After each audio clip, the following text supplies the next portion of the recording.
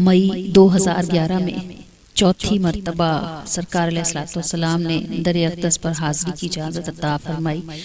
और इस बार शान ये थी कि ये सआदत काफ़िले के साथ नसीब हुई। हम 41 लोगों का काफ़िला आका अलैहिस्सलातु वस्सलाम की करम से, अल्लाह अज़्ज़ा व जल की अता से आका अलैहिस्सलातु वस्सलाम का मेहमान बना और अल्लाह ताला ने हमें अपने और अपने महबूब के घर में ठहरने की इजाज़त अता फरमाई। ये हम्द जुम्मे के दिन नमाज ज़ोहर से पहले दरवाज़ा काबा के सामने बैठकर लिखी गई।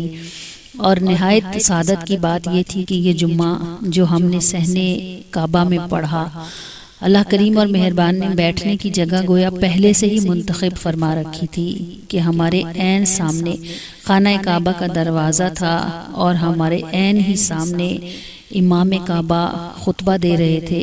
और सहने हरम मुझे अपनी खुली आंखों के साथ गोया नूर से भरा हुआ समंदर लगता था।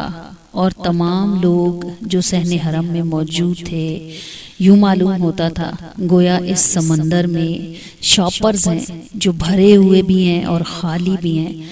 और मैं बहुत हैरानगी के साथ जो मंज़र बार बार देखती थी वो ये था कि जो शॉपर भरे हुए थे वो इस नूर की तह पर, सतह पर मौजूद थे, और जो खाली थे वो तह में थे।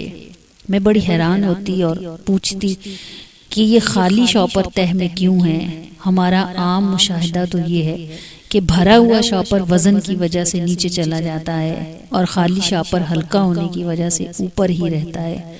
तो मुझे समझ आई कि यहाँ वही क़ुर्ब में जाते हैं जो अपना आप खाली करके आते हैं। जिनमें दुनिया भरी होती है वो सतह तक ही रहते हैं।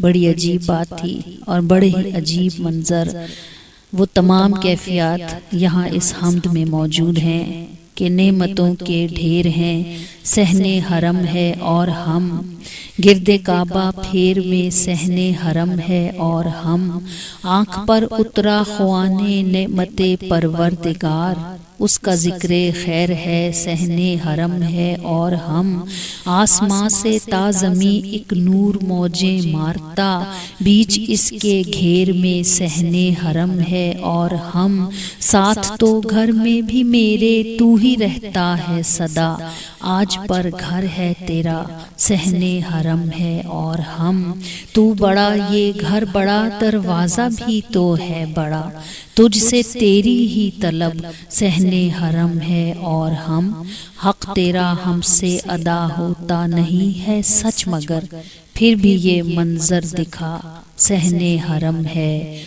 और हम।